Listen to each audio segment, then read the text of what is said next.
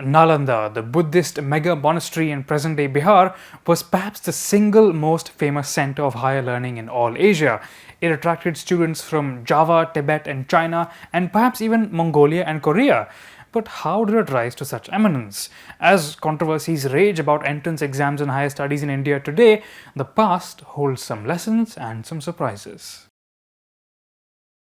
Trekking across deserts, passing through glittering Central Asian cities, and braving hostile mountain passes, the 7th century Chinese monk Xuanzang arrived at Nalanda University. Even though we call it a university, Nalanda was actually a vast complex home to multiple Buddhist monastic orders, quite literally a Mahavihara or great monastery. Xuanzang spent some years studying and collecting texts there before returning to China. He left us the clearest surviving account of how Nalanda operated in its heyday, to which his later disciples and biographers added many fantastical details. According to Xuanzang, in order to enter the great monastery, you needed to clear an oral entrance exam conducted by its gatekeepers. In his monumental study of ancient Indian education, historian R.K. Mookerji described the gatekeepers as expert religious controversialists who were always ready with difficult problems to try the competence of the claimants for admission. If you were there for a serious course of study, you needed a command of Buddhist and Vedic scriptures, commentaries and logic just to get in. So most applicants to Nalanda already came from pretty elite backgrounds and had royal or monastic connections to equip them with that kind of knowledge. But even among this very educated pool of applicants, Nalanda's admission rate was about 20%. That's actually pretty high compared to contemporary entrance exams, at least when they're properly conducted. NEET, for example, has a success rate of just 7 to 8%. Getting into the great monastery was just the beginning. Similar to PhD programs today, you needed a master to accept you as a disciple.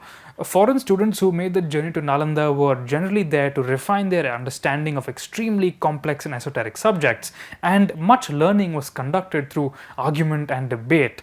Xuanzang claims that there were nearly 10,000 resident disciples and 1,500 masters, about 6 students to every teacher.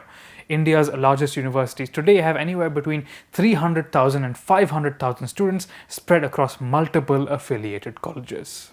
Nalanda's low student-to-teacher ratio meant that most studies were conducted through memorization, discussion and argument rather than lectures and notes. There were no semesters or grades, just a rigorous daily 8-hour schedule. Time was kept by water clocks and announced through drums and conch shells. Students had to take ritual baths and assist in religious ceremonies, and disciple was no laughing matter at Nalanda. Even if you ate outside designated hours, you could be expelled. It was a monastery first and a university second. Nalanda's monastic orders were fabulously wealthy and they knew how to market themselves. They took great care of foreign students because they knew that they would evangelize Nalanda in distant courts. Xuanzang, for example, was welcomed by a delegation of hundreds of priests carrying standards, flowers and perfumes, and escorted to Srilabhadra, the senior-most monk at Nalanda. Srilabhadra took Xuanzang as his personal disciple with a daily ration of nutmeg, areca nut, camphor, rice and butter. Xuanzang was even allowed a riding elephant. Other foreign visitors also received these honors, but we can be certain that most Nalanda disciples did not, despite its wealth. In fact, another Chinese visitor, I-tsing, hints that some granaries at Nalanda were overflowing to the point of rotting, and that some monasteries didn't admit strangers, and that others didn't even feed their own students. Most monks who died in Nalanda also gave up their meager possessions to their monastic order, but the senior-most monks commanded vast properties, were respected by royalty, and lived very well indeed. For many centuries, Nalanda attracted the brightest minds in northern India and beyond. They were equipped with knowledge and skills that allowed them to work as ritual masters and preceptors in other courts and monasteries. But for all of its achievements, Nalanda wasn't a university in the modern sense.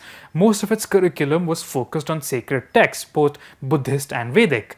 And while it did conduct research and development in linguistics, mathematics, philosophy, astrology, and ritual, its masters and disciples wouldn't have recognized science as a separate discipline. To them, developing complex rituals based on rigorous metaphysical reasoning was more likely to ensure prosperity than the investigation and harnessing of natural principles like we do today. So, what explains the success of Nalanda? Well, it was closely allied to the ruling class of the Gangetic Plains, and it developed skills and practices that were useful to medieval royals. Patronizing Nalanda brought religious merit but also ensured that complex ritual knowledge was developed. Rituals, to the medieval mind, could ensure rainfall, good health, successful marriages, and even military victories. And so, Nalanda's component monasteries received patronage from royals, ministers, and officials. They owned villages, collected rent. But then that brings the question of why did Nalanda decline? There can be no doubt that its wealth made it a target for Turkic raiders in the 12th, 13th centuries, though it did survive for a few decades after. But already by the 11th century, Nalanda and other Buddhist monasteries were losing their importance in eastern India. Indonesian and Javanese masters had become preeminent in the Indian Ocean.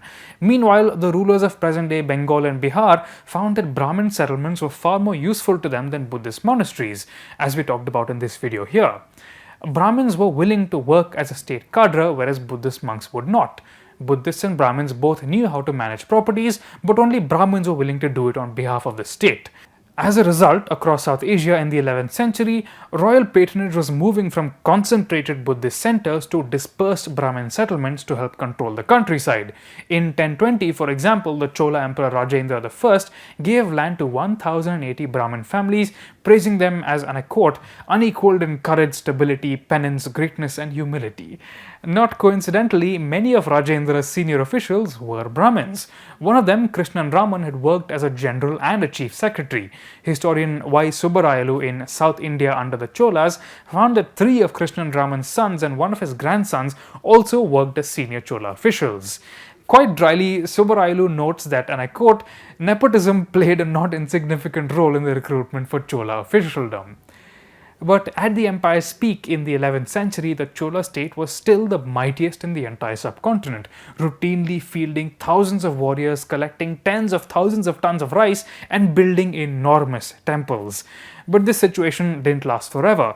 By the 12th century, elite officials had collected enormous properties and stopped paying taxes, driving the Cholas into crisis. Medieval India's education and bureaucratic systems weren't perfect.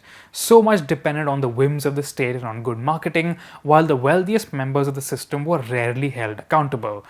Paradoxically, these factors created remarkable institutions like Nalanda and the Chola officialdom, but also led to their ultimate undoing.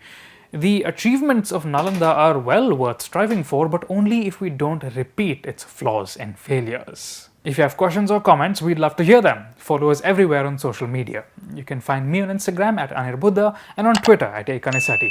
We'll see you next week.